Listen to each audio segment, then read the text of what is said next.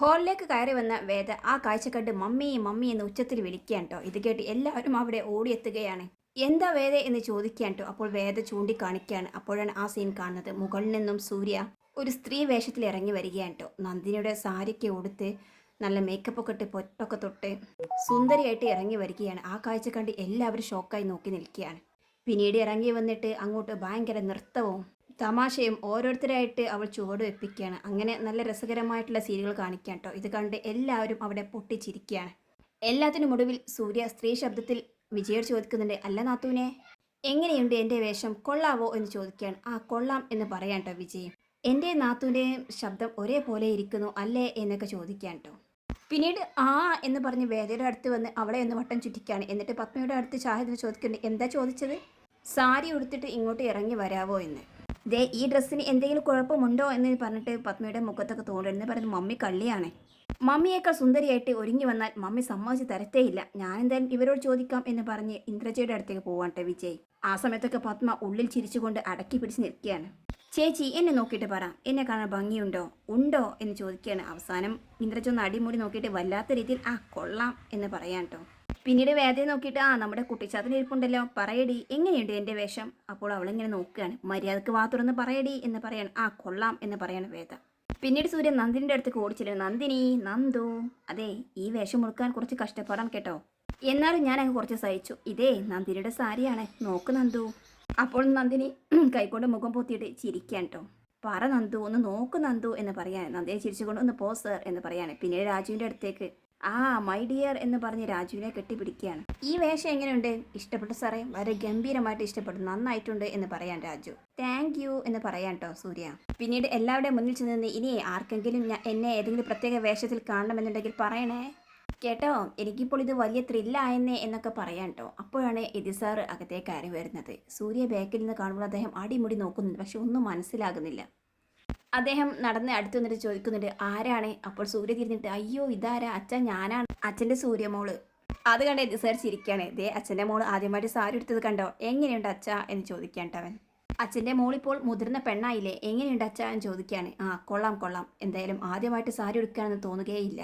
ഇതെല്ലാം കണ്ട് പത്മയും ചിരിക്കാട്ടോ. അവസാനം അവൾ ടോപ്പിക്ക് മാറ്റുകയാണ്. നിങ്ങളിങ്ങനെ ഈ വേഷം കെട്ട് കണ്ടുകൊണ്ടിരിക്കുകയാണോ, ഓഫീസിൽ പോകാൻ റെഡി ആയില്ലേ എന്ന് ചോദിക്കുകയാണ്. എതി സാർ പറഞ്ഞു, ഞാൻ റെഡിയാണ് പത്മ. അപ്പോൾ സൂര്യ, അയ്യോ ആ ഇന്ന് ബോർഡ് മീറ്റിംഗ് ഉണ്ടല്ലേ, ഒന്ന് മാറി നിന്നേ എന്നും പറഞ്ഞ് നന്ദിനിയുടെ അടുത്തേക്ക് കൂടെ, നന്ദിനി നന്ദു നീ പെട്ടെന്ന് പോയി റെഡിയായി വാ, നീ വാ വാ വാ എന്ന് പറഞ്ഞ് നന്ദിനിയെ വിളിച്ചുകൊണ്ട് പോകാൻ കേട്ടോ. അപ്പോൾ നന്ദിനി പിടിച്ചെടുത്ത, സർ എന്താ ഇത്, ഈ വേഷത്തിലാണ് ഓഫീസിൽ പോകുന്നത്. അപ്പോൾ സൂര്യ ചോദിക്കുക, അതിനെന്താ കുഴപ്പം, ഏത് ഡ്രസ്സിലും ആർക്ക് വേണമെങ്കിലും എവിടെ വേണമെങ്കിലും പോകാം, പ്രത്യേകിച്ച് എൻ്റെ മമ്മി ചോദിച്ചില്ലേ ഇതെടുത്ത് പുറത്ത് നടക്കാൻ പറ്റുമോ എന്ന്, അതുകൊണ്ട് ഇന്ന് ഓഫീസിലേക്ക് സൂര്യമോളുടെ വേഷം ഇതാണ് എന്ന് പറഞ്ഞിട്ട് അവൾ അവിടെ കിടന്ന് ചാടി കളിക്കാൻ കേട്ടോ, കൊച്ചു പിള്ളേരെ പോലെ. ഇത് കേട്ട് പത്മാകെ ഷോക്കായി നിൽക്കുകയാണ്. എന്നിട്ട് വാ നന്ദു എന്ന് പറഞ്ഞ് അവിടെ കൈ പിടിച്ച് വിളിക്കുകയാണ്. നന്ദിനി പറയുന്നത്, ഇല്ല ഞാൻ ഈ വേഷത്തിൽ സാറിൻ്റെ കൂടെ വരില്ല. അപ്പോൾ സൂര്യ, അച്ഛ അവളെ പറഞ്ഞൊന്ന് മനസ്സിലാക്കച്ച എന്ന് പറയാൻ. അപ്പോൾ പത്മ ഇന്ദ്രജോട്, റെഡി എന്ത് നോക്കിയോടെ നിൽക്കുന്നത്, എന്ത് കാഴ്ചയാണ് കാണാൻ നിൽക്കുന്നത്, കയറിപ്പോകത്ത് എന്ന് പറയണം. അങ്ങനെ വേദയും ഇന്ദ്രജയും വിജയക്കകത്തേക്ക് പോവുകയാണ്. അപ്പോൾ സൂര്യ പത്മയോട് ചോദിക്കുന്നത്, അതെ പോകുന്നില്ലേ, ഏത് കാര്യത്തിനും കൃത്യസമയം പാലിക്കുന്നയാളല്ലേ പത്മ മേഡം, ഇനി സമയം തെറ്റിക്കേണ്ട കേട്ടോ, ബായ് മമ്മി എന്നൊക്കെ പറയണേ. അതുവരേക്കും തിരിഞ്ഞു നിന്ന് പത്മ ഉള്ളിൽ ഭയങ്കര ചിരിയായിരുന്നു കേട്ടോ. അവസാനം അവൻ്റെ മുന്നിൽ ചീ എന്നും പറഞ്ഞ് പുറത്തേക്ക് പോവുകയാണ്. ശേഷം എതി സാർ ചിരിച്ചുകൊണ്ട് ചോദിക്കും, എന്താടാ സൂര്യ ഇതൊക്കെ. അപ്പോൾ സൂര്യ, ആ ഇതുവരേക്കും നന്നായി എന്ന് പറഞ്ഞാൽ ഇപ്പോൾ തന്നെ കുറ്റം പറയാ, എനിക്ക് വിഷമാകും എന്നൊക്കെ പറയാണ്. എതി സാർ പറയുന്നുണ്ട്, മോളെ നീ ഇവനെ കൊണ്ടുപോയിട്ട് ഈ ഡ്രസ്സൊക്കെ ഒന്ന് മാറ്റിക്കാൻ നോക്ക്. അപ്പോൾ രാജു പറയുന്നുണ്ട്, സാറേ സാറിൻ്റെ മുഖത്തിലെ നാണം കണ്ടാൽ ശരിക്കും പെണ്ണ് തന്നെയാണ് അല്ലേ നന്ദിനി മോളെ എന്ന് പറയാൻ കേട്ടോ. നന്ദിനി പറഞ്ഞു, ആ ഇനി രാജുവേട്ടനും കൂടി ഇത് പറയും, എന്നിട്ട് വേണം ഇത് കേട്ട് പൊങ്ങാൻ. മിക്കവാറും ഓഫീസിൽ ഇതേ വേഷത്തിൽ തന്നെ കയറി ചെല്ലും, അതിനുള്ള നിൽപ്പാണ് നിൽക്കുന്നത്, എൻ്റെ പൊന്നു സാറേ അത് കൊണ്ടുപോയി മാറ്റിയിട്ടേക്ക് എന്ന് പറയാണ്. ഞാൻ പോട്ടെ എന്ന് പറഞ്ഞ് സൂര്യ അകത്തേക്ക് പോവാണ്. ഇത് കണ്ട് രാജുവും നന്ദിനി നിന്ന് ചിരിക്കുകയാണ്. രാജു പറയുന്നുണ്ട്, പത്മ മേഡത്തിന് ആള് തെറ്റിപ്പോയി, സൂര്യ സാറിനോട് എന്ത് കളി കളിച്ചാലും അവർ ജയിക്കില്ല. മോളെ ഇത് സാറിനെ വെല്ലുവിളിച്ചത് കൊണ്ട് മാത്രം സാർ ചെയ്തതല്ല, പത്മ മേഡം വെല്ലുവിളിച്ചത് മോളെയാണ്, അത് സാർ എന്തായാലും വിട്ടുകൊടുക്കില്ല. അപ്പോഴാണ് മുകളിൽ നിന്നും, നന്ദു ഇത് ഊരാൻ പറ്റുന്നില്ല, വേഗമൊന്ന് വന്നേ എന്ന് പറയുന്നത്. ഈ സാറിൻ്റെ ഒരു കാര്യം എന്ന് പറഞ്ഞ് ചിരിച്ചുകൊണ്ട് നന്ദിനി മുകളിലേക്ക് കയറി ചെല്ലുകയാണ്. പിന്നീട് കാണിക്കുന്നത് പത്മയും എതിസറും ഓഫീസിലേക്കുള്ള യാത്രയിലാണ്. പത്മ പറയുന്നുണ്ട്, എന്ത് വേഷം കൊണ്ടും കാണിക്കാമെന്നുള്ള ഒരു അവസ്ഥയിലാണ്. പറഞ്ഞിട്ട് കാര്യമില്ല, പ്രോത്സാഹിപ്പിക്കാനും കൈയടിക്കാനൊക്കെ ആളുകളുണ്ടാകുമ്പോൾ ഇതല്ല ഇതിനപ്പുറവും സംഭവിക്കും. അപ്പോൾ എതിസർ പറയുന്നുണ്ട്, പത്മ ഞാൻ തന്നോട് പറഞ്ഞിട്ടില്ലേ സൂര്യ ഒരു കാര്യത്തിനും വെല്ലുവിളിക്കാൻ പാടില്ല എന്ന്, വെല്ലുവിളി തൻ്റേതാണെങ്കിലും അവനതിനെ മറുപടി പറഞ്ഞിരിക്കും. ഇങ്ങനെ തുടങ്ങി എതി സാർ അവനെ ന്യായീകരിക്കുകയാണ്.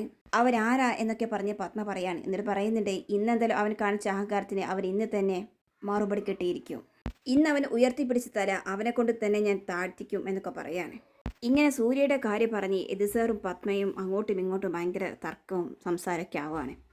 പിന്നീട് കാണിക്കുന്നത് വീട്ടിലാണ് കേട്ടോ. നന്ദിനി റെഡിയായിട്ട് ഹോളിൽ അങ്ങോട്ടും ഇങ്ങോട്ടും നടന്ന് ഇടയ്ക്കിടയ്ക്ക് മുകളിലേക്ക് നോക്കുന്നുണ്ട്. രാജു എന്ന് ചോദിക്കുന്നത് അല്ല മോളെന്തായി തിരയുന്നത്, ആരായി നോക്കുന്നത്, എന്താ മുഖത്ത് ടെൻഷൻ എന്നൊക്കെ ചോദിക്കുകയാണ്. നന്ദിനി പറയുന്നത് സൂര്യ സാർ ഇപ്പോൾ റെഡിയായിട്ട് ഓഫീസിലേക്ക് പോകാൻ വേണ്ടി ഇറങ്ങി വരും. അപ്പോൾ രാജു ചോദിക്കുന്നു അതിനെന്താ മോൾ പേടിക്കുന്നത്. നന്ദിനി പറയാൻ പേടിക്കാനൊന്നുമില്ല രാജുവേട്ട, അവിടെ ചെന്നിട്ട് ഇടം വലം തിരിയാൻ പോലും എനിക്കറിയില്ല. രാജുവേട്ടന് അറിയില്ല, അകത്ത് നിൽക്കുന്ന വാതിലിൻ്റെ അടുത്ത് നിൽക്കുന്ന സെക്യൂരിറ്റി തുടങ്ങി അങ്ങ് അകത്തേക്ക് പോകുന്നവർ വരുന്നതോറും ഫുള്ള് ഇംഗ്ലീഷ്. അവരെ സംബന്ധിച്ച് ഞാൻ ചെറിയ ആളാണോ, സൂര്യ സാറുടെ ഭാര്യ, കമ്പനിയുടെ CEO.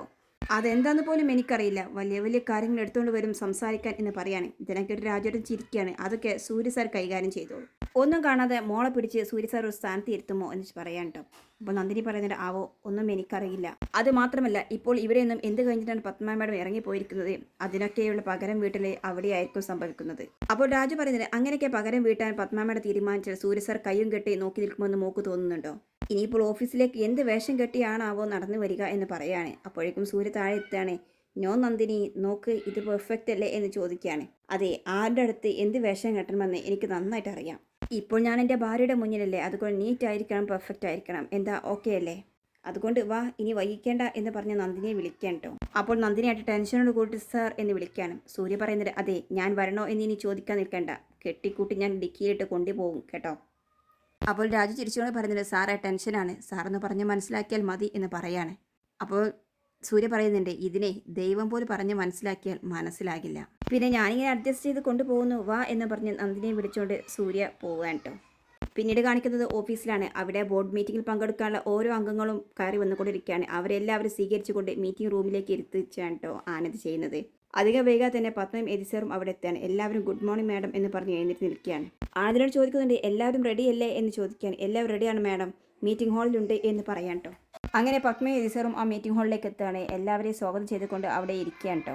അങ്ങനെ അവിടെയുള്ള ആളുകൾ എതിസാറിനോട് യാത്രയെക്കുറിച്ചും എഗ്രിമെൻറ്റ് ഡീറ്റെയിൽസ് കാര്യങ്ങളെക്കുറിച്ചൊക്കെ സംസാരിക്കുകയാണ്. അവസാനം പത്മ പറയുന്നുണ്ട് അപ്പോൾ ഇനി എല്ലാവരും എത്തിയല്ലോ, ഇനി ആരും എത്താനില്ലല്ലോ അല്ലേ, നമുക്ക് തുടങ്ങാം എന്ന് ചോദിക്കുകയാണ്. അപ്പോൾ ആനന്ദ് പറയുന്നുണ്ട് മാഡം സൂര്യ സാറും നന്ദിനി മാഡം ഇതുവരെ എന്ന് പറയാണ്. പത്മ ചോദിക്കുകയാണ് അവൾ വന്നിട്ടേ ഇവിടെ തുടങ്ങാൻ പാടുള്ളൂ എന്നുള്ള എന്തെങ്കിലും കണ്ടീഷൻ ഉണ്ടോ.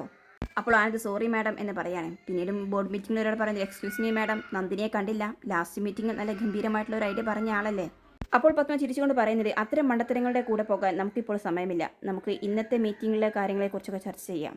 അപ്പോൾ എസ്സർ പതിയെ പത്മയോട് പറയുന്നത് പത്മ സൂര്യ വന്നിട്ട് സ്റ്റാർട്ട് ചെയ്താൽ മതി, ഇല്ലെങ്കിൽ പ്രശ്നമാകും എന്ന് പറയാണ്. പത്മ നോക്കിയിട്ട് പറയുന്നുണ്ട് ഒരു പ്രശ്നവുമില്ല, ഈ മീറ്റിംഗ് എങ്ങനെ കൈകാര്യം ചെയ്യണമെന്ന് എനിക്കറിയാം എന്ന് പറയാണ്. അപ്പോൾ പുറത്ത് കാണിക്കുന്നുണ്ട് സൂര്യൻ നന്ദിനി കറക്റ്റ് സമയത്ത് തന്നെ ഓഫീസിലെത്താണ്. എല്ലാവരും അവരെ കണ്ട് എഴുന്നേറ്റ് നിൽക്കുകയാണ് കേട്ടോ.